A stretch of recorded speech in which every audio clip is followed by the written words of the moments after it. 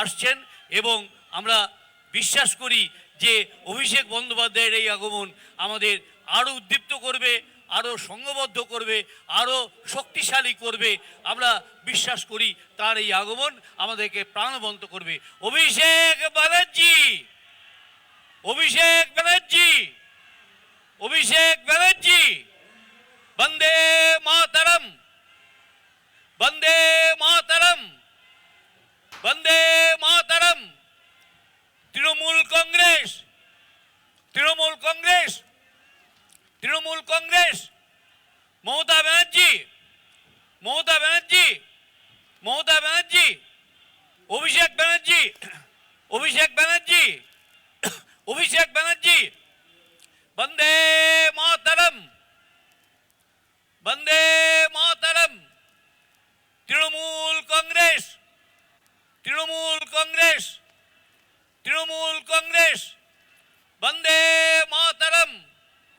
অভিষেক ব্যানার্জি, অভিষেক ব্যানার্জি, অভিষেক ব্যানার্জি, বন্দে মাতরম, বন্দে মাতরম।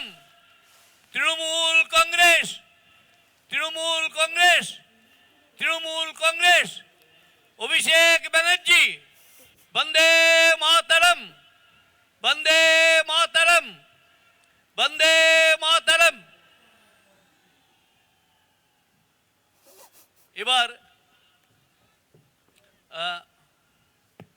আমাদের কোর কমিটির পক্ষ থেকে উত্তরীয় পরিয়ে সম্বর্ধিত করা হচ্ছে।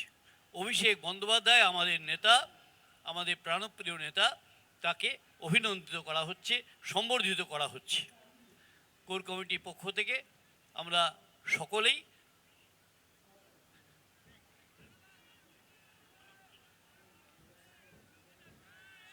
হ্যাঁ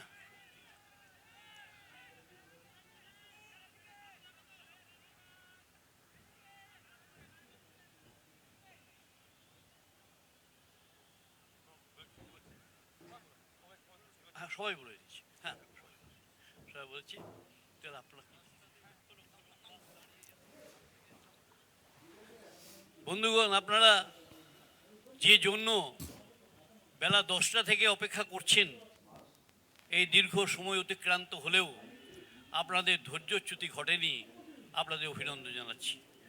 তাই আপনাদের সামনে যার বক্তব্য শোনার জন্য আমরা অধীর আগ্রহে অপেক্ষা করছি, যার বার্তা গ্রহণ করে গ্রামে গ্রামে মাঠে মাঠে পৌঁছে দেওয়ার ব্রত গ্রহণ করেছি, এখন তিনি বক্তব্য রাখবেন আমাদের প্রাণপ্রিয় সর্বভারতীয় তৃণমূল কংগ্রেসের সাধারণ সম্পাদক, আমাদের নেতা, যুব ছাত্রের নয়নের মণি শ্রী অভিষেক বন্দ্যোপাধ্যায়।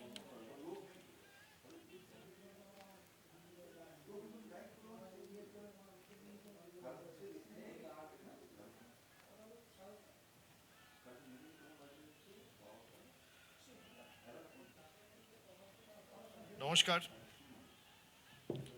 আজকের সভার সভাপতি এবং রামপুরহাটের বর্ষিয়ান বিধায়ক আশিস বন্দ্যোপাধ্যায় সহ বীরভূম জেলা কোর কমিটির কনভেনার অনুব্রত মণ্ডল রয়েছেন, পূর্ব বর্ধমান জেলার দলের চেয়ারম্যান অপূর্ব চৌধুরী, জেলার সভাপতি রবীন্দ্রনাথ চ্যাটার্জি, সরকারে মমতা বন্দ্যোপাধ্যায়ের মন্ত্রিসভার অন্যতম 3 সদস্য চন্দ্রনাথ সিনহা, স্বপন দেবনাথ, সিদ্দিকুল্লাহ সাহেব আছেন, স্বপন দেবনাথ রয়েছেন, চন্দ্রনাথ সিনহা রয়েছে, রাজ্যসভার সাংসদ ভাই শামিরুল ইসলাম রয়েছে, লোকসভার বীরভূমের সাংসদ শতাব্দী রায়, বোলপুর লোকসভার সাংসদ অসিত কুমার মাল, ডক্টর শর্মিলা সরকার বর্ধমান পূর্ব লোকসভা কেন্দ্রের সদস্য রয়েছেন, জেলা পরিষদের সভাধিপতি কাজল শেখ রয়েছেন, পূর্ব বর্ধমান জেলা পরিষদের সভাধিপতি শ্যামাপ্রসন্ন লোহার, বিকাশ রায়চৌধুরী রয়েছেন, অভিজিৎ সিনহা লাভপুরের বিধায়ক রয়েছেন, নানুরের বিধায়ক বিধানচন্দ্র মাঝি, সাঁইথিয়ার বিধায়ক সদস্যা নীলাবতী সাহা, ময়ূরেশ্বরের বিধায়ক অভিজিৎ রায়, নলহাটির বিধায়ক রাজেন্দ্র প্রসাদ সিং, হাসানের বিধায়ক অশোক কুমার চ্যাটার্জি সহ মুরাডায়ের বিধায়ক মোশাররফ হোসেন, পূর্ব বর্ধমানের বিধায়ক যারা আছেন, আমি সকলকে একযোগে ধন্যবাদ জানাচ্ছি। আমি সবার নাম বলছি না, তার কারণ আমি 9টা সাড়ে 9টার সময় ছবি পেয়েছিলাম। আপনারা সকলে যারা আজকে সবাই এখনো উপস্থিত রয়েছেন, এখন প্রায় 3:45 বাজে।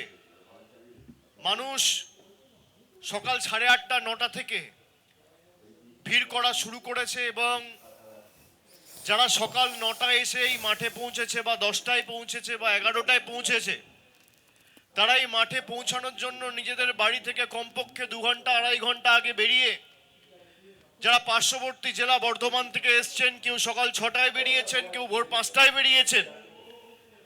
আমি আপনাদের কাছে প্রথমেই ক্ষমা প্রার্থী, আমার আসতে একটু দেরি হয়েছে, একটু কাল বিলম্ব হয়েছে।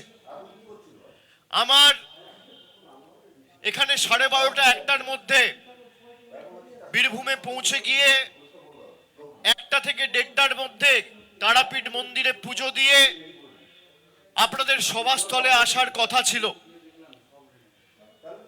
আমার যে হেলিকপ্টারে করে আসার কথা, এখনো নির্বাচন শুরুই হয়নি, নির্বাচনের দিনকাল ঘোষণা হয়নি, নির্বাচনের দামামা হয়তো বেজে গেছে এসআইআর এর মাধ্যমে, কিন্তু নির্বাচন অফিসিয়ালি এখনো পর্যন্ত ঘোষণা করা হয়নি।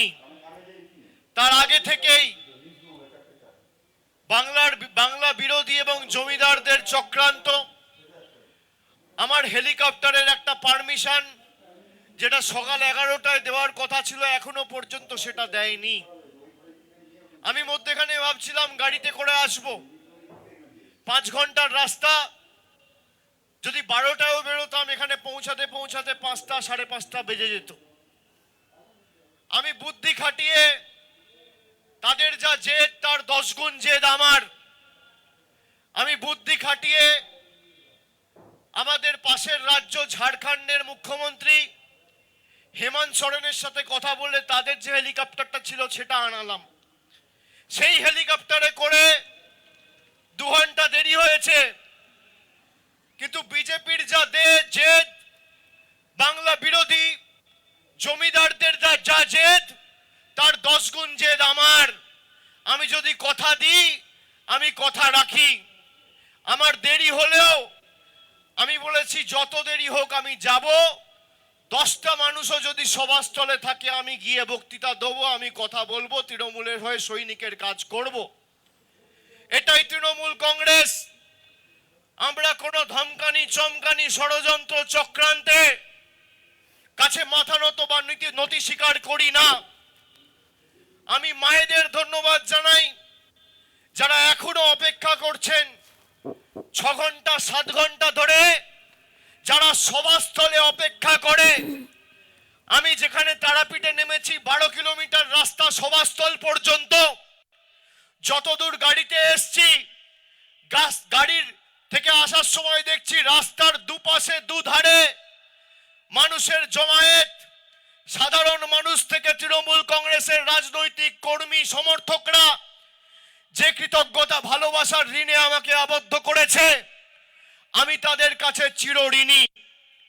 আগামী দিন নির্বাচন যখনই ঘোষণা হোক, আমরা যে রাজনৈতিক লড়াই শুরু করেছি, যতই করো হামলা আবার জিতবে বাংলা। আপনাদেরকে অনুরোধ করতে এসেছি যে গত নির্বাচনে 11টা আসনের মধ্যে বীরভূমের মানুষ দুহাত তুলে আশীর্বাদ করে তৃতীয়বার মমতা বন্দ্যোপাধ্যায়কে মুখ্যমন্ত্রী হওয়ার সময় যে অবদান রেখেছে এই জেলার মানুষ, 2011, 2016, 2021 কার্যত অনস্বীকার্য। 2026-এ চতুর্থবার মামাটি মানুষের সরকার হবে, কিন্তু এবার 10 নয় 11-0 তৃণমূলের পক্ষে বীরভূমের মানুষকে করতে হবে। আমি আপনাদের বলি, যে ষড়যন্ত্র, যে চক্রান্ত বিজেপির নেতারা করেছে, বীরভূমের মানুষ গত 2024 সালের লোকসভায় দুটো আসন থেকে যে ব্যবধানে তৃণমূলের প্রার্থীদের জিতিয়েছে, আপনারা প্রমাণ করেছেন যে বাংলা বিরোধীদের, ষড়যন্ত্রকারীদের, বিভেদকারী সৃষ্টিদের এই পবিত্র মাটিতে কোনো জায়গা নেই। আমি ধন্যবাদ দিই বীরভূমের মানুষকে, যারা বারে বারে মমতা বন্দ্যোপাধ্যায়ের উপর অগাধ আস্থা, ভালোবাসা, আশীর্বাদ, দোয়ার হাত রেখেছেন। আমি আপনাদের কথা দিচ্ছি যে আগামী দিন নির্বাচনে তৃণমূল কংগ্রেসের একজন সৈনিক হিসেবে এটুকু আপনারা বিশ্বাস ভরসা রাখবেন, খালি বীরভূমের দায়িত্বটা আজকে যারা মাঠে আছেন তারা সবাই নিজের কাঁধে নিন। আমি বলেছি, যতই এসআইআর করুক আর যতই ষড়যন্ত্র করুক, তৃণমূল কংগ্রেসের আগামী দিন মানুষের দোয়া, আশীর্বাদ, ভালোবাসা নিয়ে ভোটের সংখ্যা বাড়বে, আসনের সংখ্যা বাড়বে, ভোটের শতাংশ বাড়বে। 214 পার করে তৃণমূল কংগ্রেস আরো শক্তিশালী হবে। আমরা ঘাস ফুলের দল, যত আপনারা আঘাত করেছেন, যত আপনারা তাতিয়েছেন, যত আপনারা প্রহার করেছেন, তৃণমূল কংগ্রেস তত শক্তিশালী হয়েছে। তারা ভেবেছিল তৃণমূল কংগ্রেসকে ধমকে চমকে চোখ রাঙিয়ে তৃণমূল কংগ্রেস সরকারের, মামাটি মানুষ সরকারের গরিব মানুষের টাকা আটকে দিয়ে মানুষকে শিক্ষা দেবে। আমি মায়েদের উদ্দেশ্যে বলতে চাই, যারা এখানে আছেন শুনে রাখুন, গত 4 বছর 5 বছর ধরে আমাদের সরকার যে লক্ষ্মীর ভান্ডার দিচ্ছে, 1 বছরে মমতা ব্যানার্জির সরকার 28,000 কোটি টাকা খরচা করে প্রত্যেক মায়েদের, প্রায় বাংলার 2,32,00,000 মহিলাদের, মায়েদের, বোনেদের সরাসরি ডাইরেক্ট ব্যাংক ট্রান্সফার করে লক্ষ্মীর ভান্ডার দিচ্ছে।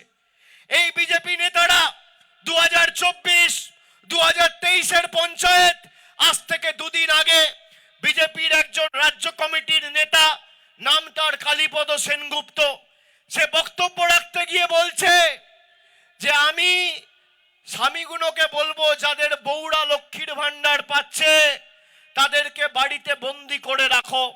আপনারা সেই ভিডিও অনেকে দেখেছেন, শুনেছেন।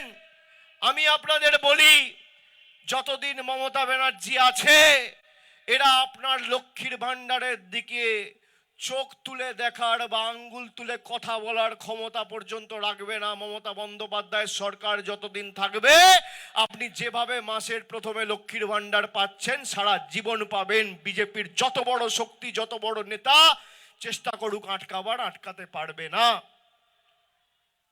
মায়েরা বলুন হাত তুলে, লক্ষ্মীর ভান্ডার পাচ্ছেন কিনা? পাচ্ছেন কিনা? এই বিজেপি লক্ষ্মীর ভান্ডার আটকাতে চায়, এদেরকে যোগ্য জবাব দেবেন কিনা, উচিত শিক্ষা দেবেন কিনা?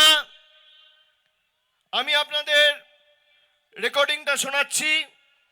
বিজেপির নেতার কথা, আমার কথা নয়, আপনারা নিজে শুনুন। দুধ কা দুধ, পানি কা পানি, কে সত্যি কথা বলছে আর কে মিথ্যে কথা বলছে।